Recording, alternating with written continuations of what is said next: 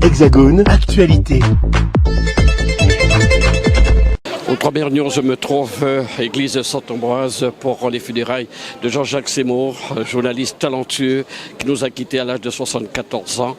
Et je vous l'ai dit depuis quelques heures, eh bien l'émotion est très très grande. Nous avons eu cet hommage hier soir à la mairie du 11e. Et puis ici, beaucoup de personnalités, beaucoup d'ultramarins, des personnalités diverses qui ont fait le déplacement pour participer à ces funérailles. Je vous propose de regarder les quelques interviews que nous avons réalisées lors de ces funérailles.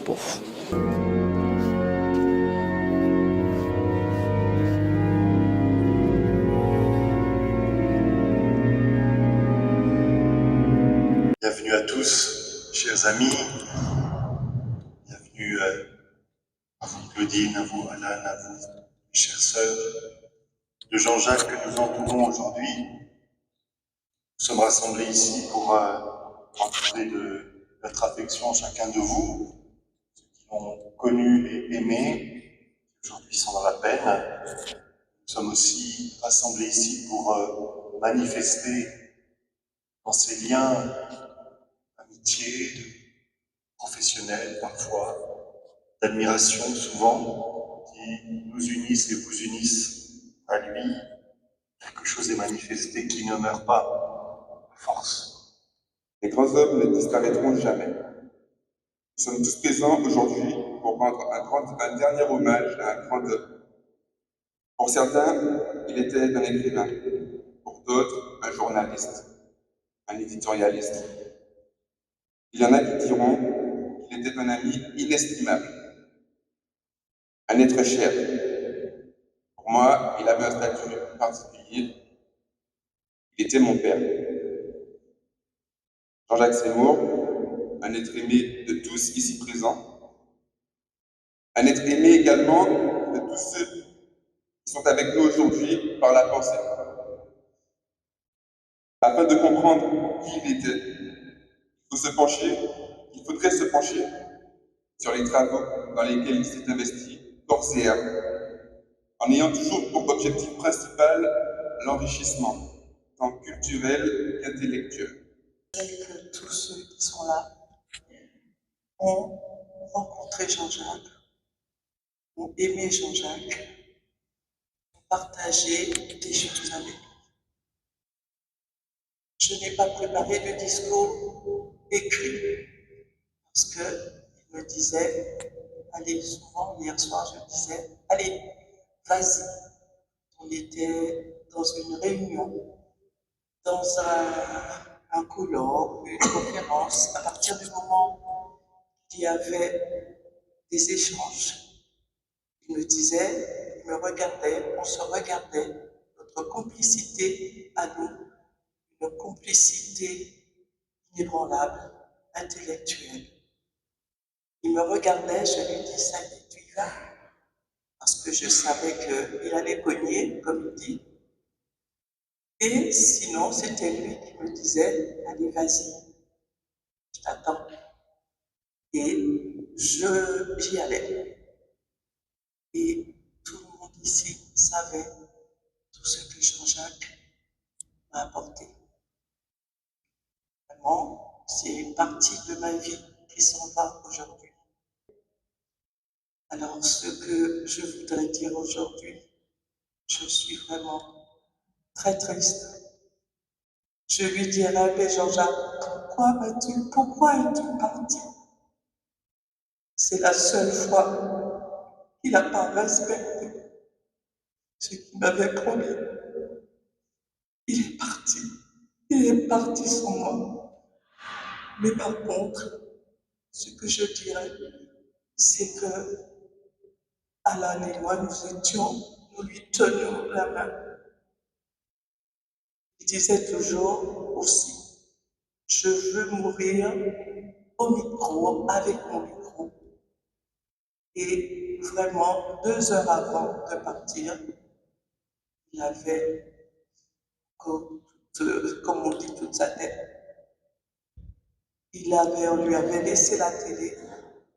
Il me disait, encore un professeur qui s'en va, encore un professeur qui est victime.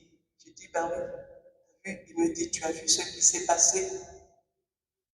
Donc il était conscient, il était avec moi. J'ai éteint la télé. J'ai dit qu'il n'était pas derrière le micro, mais il suivait encore l'actualité.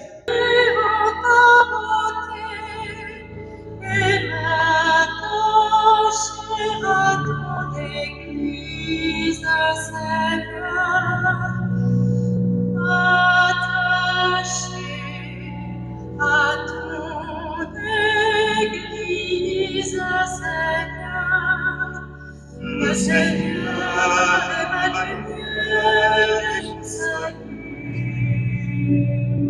Je sais que de très nombreuses paroles ont été dites, écrites, envoyées, partagées. Je sais aussi que vous avez eu l'occasion de prendre le temps de vous entendre et d'entendre tout ce que vos cœurs portent de reconnaissance, de mémoire de cet homme que vous venez d'évoquer, Claudine Allan, engagé, intransigeant, passionné pour des causes souvent difficiles ou parfois inextricables. Je pense à Haïti, au Venezuela et à toutes ces terres aussi où il fallait se battre pour sauver, s'engager pour enrichir, comme vous le disiez. Vous avez tous la mémoire de sa passion pour son travail, pour ses amours, pour ses causes, et puis la vivacité de ses propos, comme une plume antillaise peut parfois être cinglante ou claire, limpide ou tranchante. Vous connaissez mieux que moi ce grand homme au grand cœur, comme vous le disiez, un cœur qui était peut-être si grand qu'il s'est usé. Qui est avec nous aussi pour les obsèques de Jean-Jacques Simon. Jean-Jacques, journaliste, une personnalité que vous avez bien connue. Absolument. Et ça a été un choc pour moi puisque je me rappelle l'interview qu'il avait faite, la belle interview concernant ma candidature au municipal de 2020. J'ai été choqué, d'autant plus que quand j'ai appris sa nouvelle, j'étais en Guadeloupe et je venais d'être choqué par la mort de Victoire Jasmin. Donc c'est vraiment une grosse perte pour la communauté ultramarine. C'est un homme charmant, intelligent, qui faisait un métier avec précision, mais surtout avec sincérité, avec honnêteté intellectuelle. Donc oui, la communauté ultramarine perd quelqu'un d'important. Là, nous sommes ici à l'église Saint-Ambroise pour les obsèques, les funérailles de Jean-Jacques Simon, grand journaliste talentueux qui nous a quittés. Babette de Rosière, je crois savoir que c'était un ami de Babette, Jean-Jacques. Tout à fait. Moi, dans ces circonstances-là, j'aime pas trop m'exprimer parce que la douleur l'emporte sur tout. Mais ça m'a fait un choc. D'autant que c'est quelqu'un, j'étais très proche de lui. J'étais encore avec lui pour le carnaval. Joyeux et tout, professionnel aussi. Et puis grand cœur humain. Et sa mort me déstabilise complètement. Je ne vais pas être plus longue parce que je suis venu pour lui. Rémi Colbert, également, qui a bien connu Jean-Jacques Simon, puisqu'il collabore à cette web Globe Radio. Alors, deux mots sur Jean-Jacques, et je suppose que l'émotion fut grande à l'annonce de son décès. Rémi Colbert. Eh bien, écoutez, l'émotion est grande, puisque nous perdons le père de notre journaliste outre-mer, qui était Jean-Jacques Simon. Je ne peux que dire que des bonnes choses de Jean-Jacques parce que moi, j'ai eu une relation amicale et puis professionnelle ensuite, et il a été c'était quelqu'un de très professionnel, comme vous le connaissez aussi, hein, vous l'avez connu, vous l'avez côtoyé. C'est quelqu'un d'extraordinaire et qui connaissait son boulot sur les 5 doigts de la main. Donc, et puis rigoureux. Il était capable de se mettre en colère pour un petit détail, mais il était capable de féliciter les journalistes pour leur travail. C'est quelqu'un on a perdu la Bible du journaliste domien. Voilà. Bien sûr, les présidents d'associations, beaucoup de personnalités présentes ici sur ce parvis de l'église de Saint-Ambroise. José Pantoscope, président de l'association Sifor d'Hommes, qui est présent, qui connaissait très très bien Jean-Jacques Simon. Oui, nous nous connaissions depuis de très nombreuses années. Oui, je suis très ému. Je pleure un ami de longue date qui était devenu un collaborateur qui après avoir été membre du conseil d'administration du CIFORDOM, a animé avec moi le prix littéraire de Marie Scandé. Et tous les ans, il était présent au Café de Flore pour proclamer le nom des lauréats du prix. Donc c'est une perte, d'une part parce que c'est un ami, je le pleure aujourd'hui, je pleurerai demain, et c'est vrai qu'il sera de notre souvenir. Merci à vous, José. Je présente mes condoléances sincères à son épouse dans ces circonstances difficiles. Prions pour Jean-Jacques, qu'il découvre celui qu'il a cherché et servi dans la foi, dans l'espérance, le souci des autres. Seigneur, nous te prions.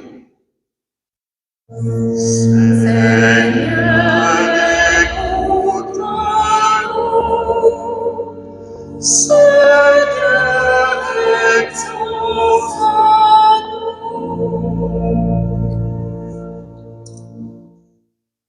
Prions pour les siens, sa famille, ses proches, ses amis, avec l'affection qui les unit et l'amitié qui les entoure, les aide à supporter l'épreuve. Seigneur, nous te prions. Seigneur, écoute-nous. Seigneur, exauce-nous. Des confrères, des consoeurs présents ici pour ces obsèques, ces funérailles de Jean-Jacques Seymour, Aline, correspondant d'RCI, qui est présente. Nous pleurons ce matin. Jean-Jacques. Oui, c'est très difficile. On se disait il y a quelques instants, ce sont des moments qu'on n'a pas envie de vivre ensemble. Jean-Jacques était un grand professionnel, très grand. C'est un exemple à suivre pour nous. Moi, je l'ai connu à Paris, même s'il a été rédacteur en chef de RCI Martinique pendant une quinzaine d'années où moi j'ai commencé ma carrière. C'est, je le disais, un exemple à suivre, une très grande exigence. Ça, on a été nombreux à le dire, et je vais le remercier pour sa bienveillance, puisqu'il a été de ceux qui m'ont accueilli ici à Paris quand je suis revenue. Il m'a souvent dit, un peu orienté, expliqué aussi certaines choses, et tout à l'heure, je lui ai simplement dit merci. Claudie Siard, Jean-Jacques Seymour qui a travaillé sur ta radio. L'émotion est grande aussi ce matin. L'émotion est grande parce qu'avant de lui proposer de venir nous rejoindre dans l'aventure Tropic FM en 2008, pour moi c'était un grand frère. C'était une voix, c'était une entité, si je puis dire, une personnalité très forte qui nous guidait, nous qui étions plus jeunes, dans ce métier qui était le nôtre, mais surtout dans la dignité et l'affirmation de notre antianité. Et c'est pour cela que je lui ai, parce que pour moi c'était une autorité morale, une autorité intellectuelle, culturelle. C'est pour ça que je lui ai demandé de venir nous rejoindre. Et il a fait un travail extraordinaire pour crédibiliser ce média, mais à la fois pour sublimer ce que nous sommes et pour être au cœur de l'actualité, et quelle que soit l'actualité. Et comme je l'ai dit dans mon dernier message, j'espère qu'il est maintenant aux côtés de son mentor Hugo Chavez et qu'ils vont pouvoir justement discourir sur ce monde et le monde dans lequel nous vivons. Voilà. C'est une grande perte après Luc Laventure. On a Gérard César aussi, parti récemment. Oui, ne partons pas tous trop vite. Restons là, ensemble, liés. Mais de toute façon, même si nous partons, il y aura toujours des femmes et des hommes capables de relever le flambeau et de poursuivre un travail et de l'améliorer, parce que c'est surtout ça. Et Jean-Jacques a été... et j'aurais tellement aimé qu'une jeune génération le connaisse un peu plus, qu'il poursuive son métier au grand jour et sur un média plus important encore. Voilà, mais c'est la vie, c'est comme ça. Voilà, beaucoup de personnes qui ont fait le déplacement pour ces funérailles de Jean-Jacques Seymour. Georges Villane, qui a certainement côtoyé, qui a eu à côtoyer Jean-Jacques Seymour. Oui, bonjour. Oui, effectivement, j'ai eu l'occasion normalement, non seulement de le côtoyer, mais je suis très honoré d'être présent parce que la première interview que j'ai eue à l'époque en politique, c'était lui qui m'avait fait mon premier interview, et donc il était normal pour moi aujourd'hui, à ce jour de rassemblement, d'être présent, et non seulement pour la famille, mais aussi pour lui dire non seulement un adieu, et lui dire que je suis très ému par cette situation, parce que c'était quelqu'un quand même que je connaissais assez bien, ou qu'on partageait certaines idées ensemble. Là, je vous l'ai dit, beaucoup d'émotions, beaucoup de tristesse ce matin. Antoinette Séjean, le docteur Séjean, qui a eu à côtoyer énormément, et vous aviez une collaboration très étroite depuis hier. Je vois vos larmes, et ça continue. Mais bon, très émue. Et Jean-Jacques, c'était pour un frère pour moi, c'était un mentor, c'est une personne que j'aimais beaucoup, que j'ai connue beaucoup dans l'intimité, notamment je suis allée très souvent chez lui, à son domicile avec Claudine. Aujourd'hui, c'était peut-être pas très orthodoxe, je me suis mêlée au photographe parce que Jean-Jacques aimait beaucoup que je fasse mes petits reportages photos. Donc j'ai peut-être un peu gêné pour la quête, pour tout, mais je tenais à être là. Voilà, c'est une manière de l'honorer, voilà, de ma présence. Il est bien honoré quand on voit le monde qui est encore là aujourd'hui ici. Je n'ai pas pu prendre tout le monde, mais il y a eu des champions, des gens mondialement célèbres. Il y a eu tellement de monde. L'église était remplie. J'ai fait au moins une vue d'ensemble. Et voilà, on l'applaudit. Je suis au bon moment. Voilà, merci. Merci à toi Jean-Jacques parce que je sais que tu es encore là. Je crois profondément que ceux qui sont partis nous accompagnent par leur empreinte et de manière définitive. Christian Bidono qui est avec nous pour les obsèques de Jean-Jacques Seymour. Christian, une réaction, un mot sur Jean-Jacques? Je vais résumer. Quand il est arrivé des Antilles, moi je connaissais que de réputation. Et son premier séjour a eu lieu chez moi puisqu'il restait 1 mois et demi. On est devenus amis, on a collaboré sur plusieurs supports et j'estime qu'avec Luc Laventure, c'était une des plus grandes personnalités des médias. Donc c'est une grosse perte. Bon, j'espère que sa radio va continuer et qu'on aura l'occasion de se réunir pour d'autres événements que des enterrements. Philippe Pilotin qui est dans notre compagnie, qui a bien connu aussi Jean-Jacques Seymour, une réaction? Oui, tout à fait, parce qu'on a travaillé avec lui à OM5 TV. Quand j'ai appris sa mort, ça m'a attristé. C'est vrai que de voir partir tous les gens qu'on aime, avec lesquels on a travaillé, on se dit, c'est un pan de notre vie qui s'en va. C'est triste, mais ainsi va la vie. Je souhaite beaucoup de courage à sa famille, à ses amis. Et puis, j'espère qu'on se retrouvera dans l'au-delà, puisque personne n'est revenu pour nous dire qu'est-ce qu'il y avait derrière. On y passera tous un jour par là, donc le plus tard que possible. Mais j'espère que quand on passera de côté, on va se retrouver pour nous rappeler nos souvenirs sous terre.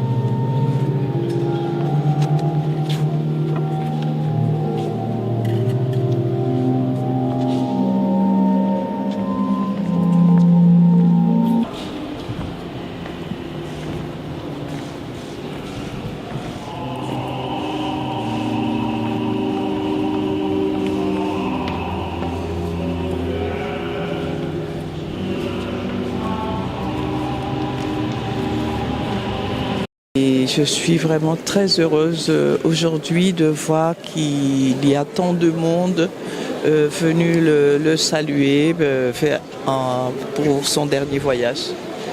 Et vraiment, je suis très très contente pour lui. Je crois qu'il aurait été content. Et ce matin encore, avant de partir, j'ai vu son visage. Il était serein, il était bien. Parce que là où il va, je pense qu'il va apprécier, il va retrouver sa maman, il va retrouver Luc Laventure, il va retrouver beaucoup d'autres qui sont hélas partis cette année et l'année dernière. Donc je vous remercie.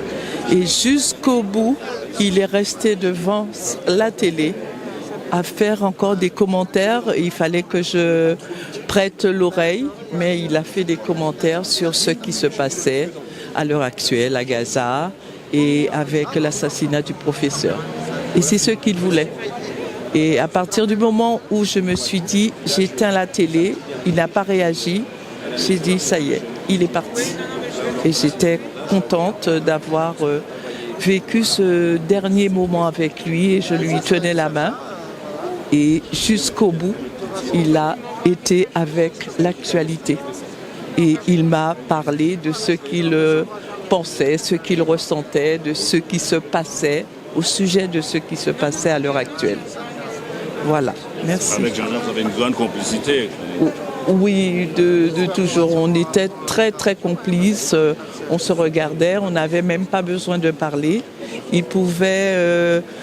à la sortie une conférence, une émission, on pouvait faire une bonne partie de la route sans parler. J'ai eu du mal au début à comprendre et puis après, par contre, quand il commençait à parler, alors là, on échangeait énormément. La complicité, comme je vous ai dit, les inséparables, comme on nous appelait, voilà. Et vraiment, je suis très très peinée qu'il soit parti, mais je vais continuer ce qu'il avait envie de faire et même pour moi-même, parce qu'il ne pensait pas à lui, il me disait continue, comme je vous ai dit, c'est l'expression vas-y continue, allez, je te regarde. Et ça a été vraiment un homme qui était très très très tendre, alors qu'il pouvait être très caustique lorsqu'il parlait, il écrivait, mais il m'a beaucoup apporté. Nous avons beaucoup de personnalités, beaucoup de monde ici pour ces funérailles très émouvantes, je dois dire. Angèle Louvier, José Attelé, des personnes que forcément ont bien connues. Ben, tu vois, c'est la première fois que j'ai eu le cœur qui battait fort parce que enfin, je réalisais que Jean-Jacques, on ne le verra pas physiquement. Il est mort physiquement, mais il sera dans notre cœur. Je dis, c'est mon frère bien-aimé. Et c'est une parole que j'ai envie de dire, c'est mon frère bien-aimé. Et donc, à Jean-Jacques, je lui dis bon voyage, mais il sera toujours dans notre cœur. José Attelé, c'est vrai qu'il y a beaucoup de monde quand même ici. On voit qu'il était apprécié, il était aimé. Oui, c'était une personnalité malgré tout incontournable de la communauté ultramarine. Et j'ai un souvenir impérissable avec lui pour la campagne municipale. Et comme toi, je lui souhaite un bon voyage et on se retrouvera bientôt. Oui. Et puis rajouter que ce qu'il y avait de formidable, c'est que nous parlons beaucoup de visibilité. Et Jean-Jacques rendait visibles les ultramarins. Donc j'ai envie de lui dire uniquement pour ça, merci mon cher frère.